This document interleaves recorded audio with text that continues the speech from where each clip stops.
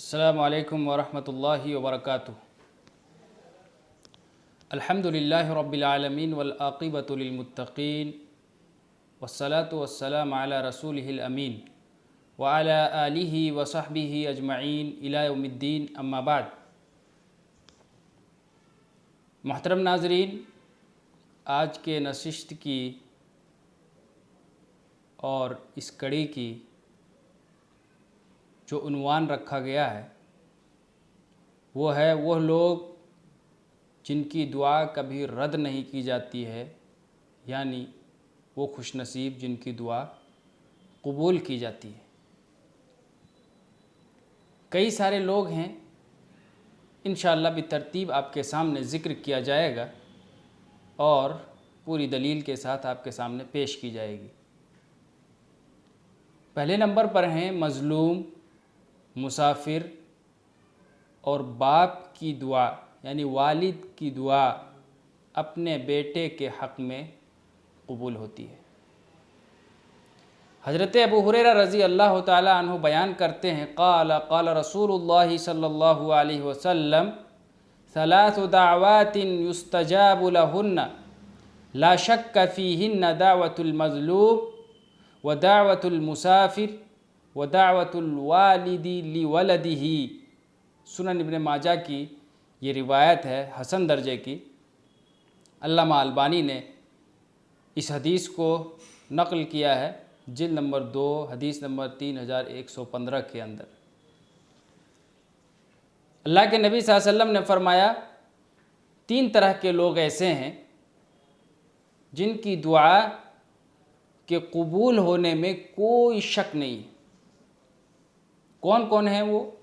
दावतुल मज़लूम, ऐसा मज़लूम शख्स जिसका कोई मददगार ना हो, सिर्फ़ उसके ऊपर जुल्म हो रहा हो, तो ऐसे शख्स की दुआ अल्लाह रब्बुल आलमीन डायरेक्ट कबूल करता है। व दावतुल मुसाफिर, ऐसा शख्स जो सफ़र की हालत में अल्लाह रब्बुल आलमीन से दुआ करता है, चाहे वो अपने लिए दुआ करे या किसी गैर के लिए दुआ करे, अल्लाह रब्बुल आलमीन वो दुआ को कबूल करता है। व दावतुल वालिदी लिवलदिही, और तीसरी किस्म की वो शख्स है वालिद अगर अपने बेटे के हक़ में या अपनी औलाद के हक़ में दुआ करता है तो अल्लाह रब्बुल आलमीन उसकी दुआ को कबूल फरमाता है। नंबर 2, गाज़ी की दुआ, हज और उम्रा करने वाले की दुआ। इन लोगों की दुआ भी रद्द नहीं की जाती है, बल्कि अल्लाह रब्बुल आलमीन कबूल फरमा लेता है। ये खुशनसीब लोग हैं। इसके ताल्लुक़ से अब्दुल्लाह बिन उमर रज़ी अल्लाह ताला अन्हु की रिवायत है, वो कहते हैं, क़ाल रसूलुल्लाह सल्लल्लाहु अलैहि वसल्लम अल-गाज़ी फ़ी सबीलिल्लाह वल हाज्जु वल मुअतमिरु वफ़्दुल्लाहि दआहुम फ़अजाबूहु वसअलूहु फ़अताहुम। ये भी सुनन इब्न माजा की रिवायत है, हसन दर्जे की है। अल्लामा अलबानी ने इस हदीस को भी सुनन माजा लिल अलबानी में जिल्द नंबर 2 हदीस नंबर 2339 के अंदर नक़ल फरमाया। क्या मतलब है? अल्लाह के नबी ने फरमाया, अल-गाज़ी फ़ी सबीलिल्लाह, अल्लाह के राह में जिहाद करने वाला शख्स, वल हाज, और हज करने वाला, वल मुअतमिर, उम्रा करने वाला, वफ़्दुल्लाही, ये लोग अल्लाह के मेहमान हैं।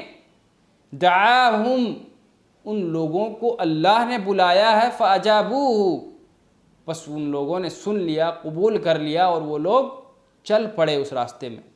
वसअलूहु, और उन लोगों ने अल्लाह रब्बुल आलमीन से सवाल किया, फ़अताहुम, तो उन सब को वो चीज़ अता किया गया जो वो लोग, उन लोगों ने सवाल किया, जो मांगा। पता क्या चला कि इन 3 किस्म के लोगों की भी दुआ अल्लाह रब्बुल आलमीन रद्द नहीं करता। ये खुशनसीब लोग हैं। गाज़ी फ़ी सबीलिल्लाह, मुजाहिद, जो अल्लाह के रास्ते में निकल करके अपनी जान की कुर्बानी देने के लिए, अपने माल की कुर्बानी देने के लिए अल्लाह के राह में निकल पड़ता है, ऐसे शख्स की दुआ भी अल्लाह रद्द नहीं करता है। हाजी और मोतमिर, उम्रा करने वाला, अभी ये हज के मौसम से हम गुज़र रहे हैं, जो लोग हज करने के लिए गए हैं, जो लोग वहाँ हज के अरकान अदा कर रहे हैं और अल्लाह रब्बुल आलमीन से जो चीज़ें मांग रहे हैं, अल्लाह रब्बुल आलमीन उन्हें ज़रूर अता करेगा।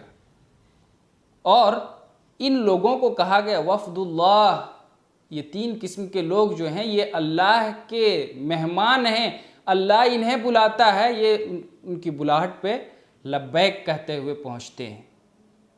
नंबर 3 के अंदर हैं नेक औलाद की दुआ वालिदैन के हक़ में कबूल होती है। ये एक अहम पॉइंट है कि दुनिया के अंदर बेशुमार औलाद लोगों के ऐसे हैं जिनके बाप के वफ़ात के बाद लोग गालियां देते हैं ऐसे शख्स को कि कैसी औलाद को दुनिया के अंदर छोड़ करके गया, पूरी मुआशरा को बर्बाद करके रखा है, पूरे मुआशरे को परेशान करके रखा है। तो यहाँ पॉइंट के तौर पे मैं ये बता देना चाहता हूँ कि अपने बच्चों की, अपनी औलाद की सही तरबियत करें, उन्हें नेक और सालेह बनाएं, ताकि दुनिया वाले भी आपकी तारीफ़ करें और आसमान पर भी उसकी दुआएं आप तक पहुँचे और अल्लाह रब्बुल आलमीन आपके दर्जात को बुलंद करे। अल्लाह के नबी सल्लल्लाहु अलैहि वसल्लम ने फरमाया, इन्नल्लाह अज़्ज़ा व जल्ल लयरफ़उ दरजत लिल अब्दि सालिही फ़िल जन्नह फ़यक़ूलु या रब्बी अन्नी ली हादिही फ़यक़ूल बिस्तिग़फ़ारि वलदिका लक। ये रवा इमाम अहमद ने अपनी किताब मुस्नद अहमद के अंदर नकल किया है और अल्लामा अलबानी ने इस हदीस को मिशकातुल मसाबीह लिल अलबानी जिल्द नंबर 2 हदीस नंबर 2354 के अंदर नकल किया है। क्या मतलब है इस हदीस का? बेशक अल्लाह रब्बुल आलमीन अपने नेक बंदे के दर्जात को बुलंद करता है फिल जन्नह, जन्नत में, मरने के बाद। कैसे? फ़यक़ूलु या रब्बी, वो बंदा कहता है मेरे परवरदिगार आलम, अन्नी ली हादिही, ये दर्जा मेरे लिए कैसे बुलंद किया गया, क्यों बुलंद किया गया? फ़यक़ूल, अल्लाह रब्बुल आलमीन कहता है, बिइस्तिग़फ़ारी वलदिका लका, तेरे लड़के की इस्तिग़फ़ार की वजह से तेरे लिए, यानी जो तेरे बेटे ने या जो तेरी नेक औलाद ने तेरे लिए इस्तिग़फ़ार किया है, तेरे लिए तेरे गुनाहों की माफ़ी मांगी है दुनिया के अंदर, उस माफ़ी मांगने के लिए या उस दुआ की वजह से आज जन्नत में तेरे दर्जे को बुलंद किया जा रहा है। पता क्या चला कि अगर हम अपने पीछे नेक वारिसीन को छोड़ते हैं, नेक औलाद को छोड़ करके जाते हैं दुनिया के अंदर, अगर हमारे नेकियों में कुछ कमी बेशी रह गई होगी तो इसकी वजह से, ये नेक औलाद की वजह से वो दूर कर दिया जाता है और हमारे दर्जात को बुलंद किया जाता है। आगे है, खुशहाली और फरागत के वक्त में जो शख्स दुआ मांगता है, इसको समझने की ज़रूरत है।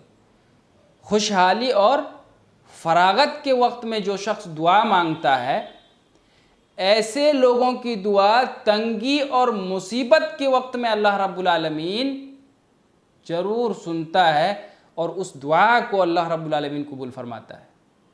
यहाँ पॉइंट की क्या बात है? ये बात है कि अगर हम और आप खुशहाली के दिनों में अल्लाह को याद रखेंगे, अगर हम फुर्सत के मौके में अल्लाह रब्बुल आलमीन को याद रखेंगे, उस मौके में अगर हम अल्लाह रब्बुल आलमीन के सामने दुआ करेंगे, अल्लाह रब्बुल आलमीन के सामने मांगेंगे, तो ये काम कब आएगा? जब हम किसी परेशानी में या किसी मुसीबत में होंगे। अल्लाह के नबी सल्लल्लाहु अलैहि वसल्लम ने फरमाया, मन सर्रहु अन यस्तजीब अल्लाहु लहु इंद शदाइदी फल्युक्सिर दुआ फिर रखा।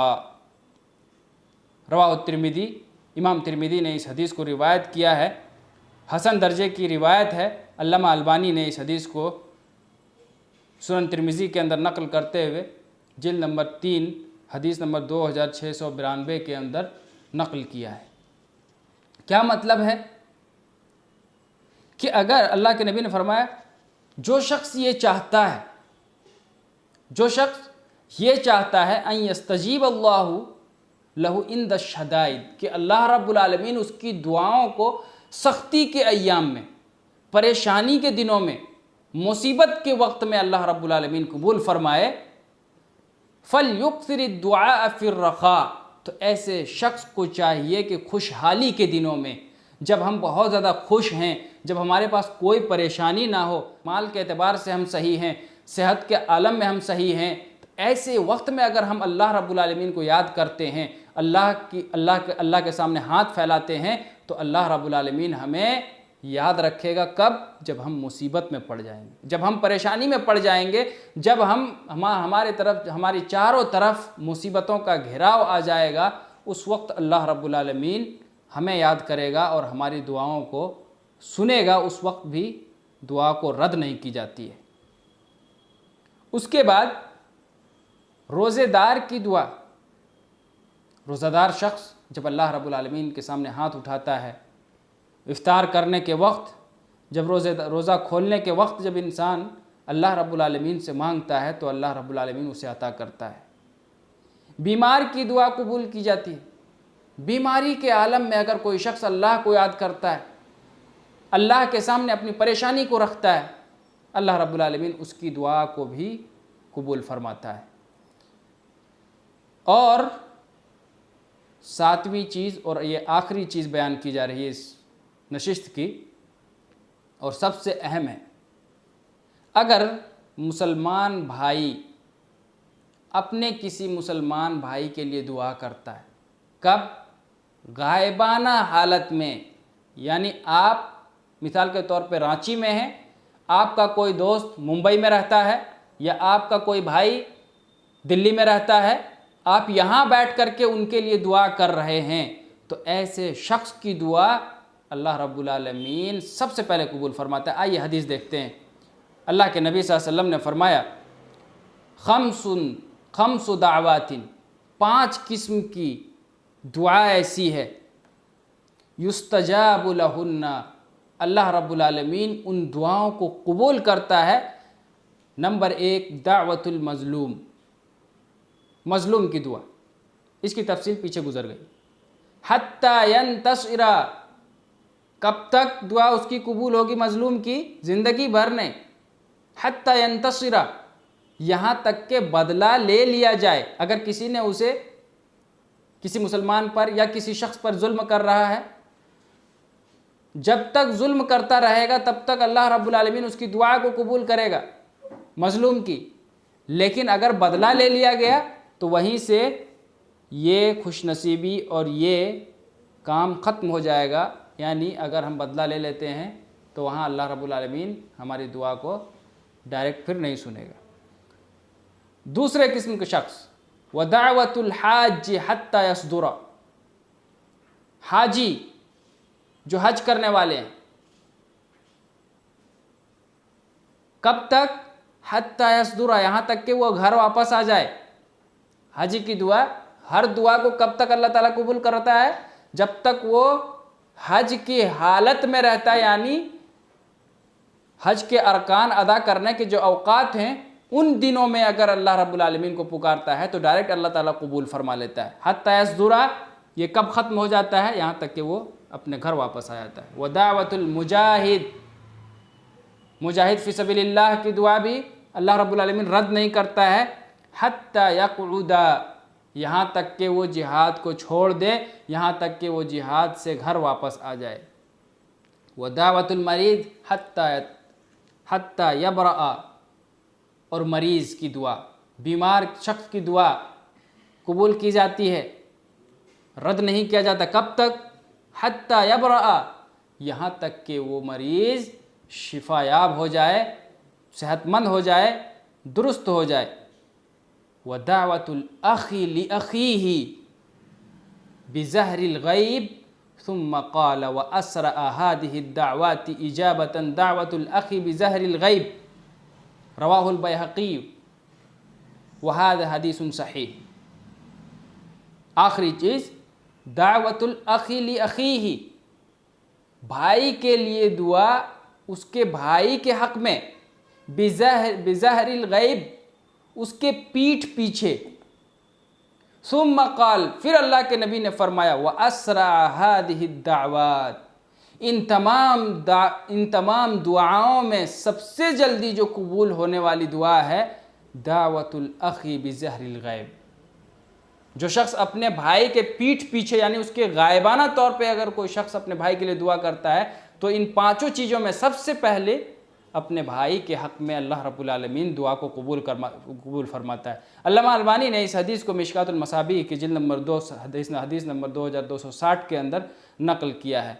इन तमाम अहादीस से, इन तमाम बातों से और इन तमाम पॉइंट के अंदर उन खुशनसीबों का नाम ज़िक्र किया गया जिनकी दुआ अल्लाह रब्बुल आलमीन डायरेक्ट कबूल फरमाता है, उसकी दुआ को रद्द नहीं करता है, और उसके जो वक्त बताया गया इस हदीस के अंदर वाज़ेह कर दिया गया कि मज़लूम यहाँ तक कि वो बदला ले ले, हाजी यहाँ तक कि वो अपने घर वापस आ जाए, मुजाहिद फ़ी सबीलिल्लाह यहाँ तक कि वो जिहाद को छोड़ दे, घर वापस आ जाए, मरीज़ की दुआ यहाँ तक कि वो शिफायाब हो जाए, और अपने भाई के हक़ में दुआ गायबाना तौर पर पीठ पीछे जिसको बोलते हैं दुआ करना अपने भाइयों के लिए, इस दुआ को भी अल्लाह रब्बुल आलमीन रद्द नहीं करता है। अल्लाह ताला से दुआ करते हैं परवरदिगार आलम हम तमाम लोगों को सुनी हुई बातों पर, सुनी हुई अहादीस को समझकर उस पर अमल की तौफ़ीक़ अता फ़रमाए। आमीन व आखिरु दावाना अनिल हम्दुलिल्लाहि रब्बिल आलमीन। वस्सलामु अलैकुम व रहमतुल्लाहि व बरकातुहू।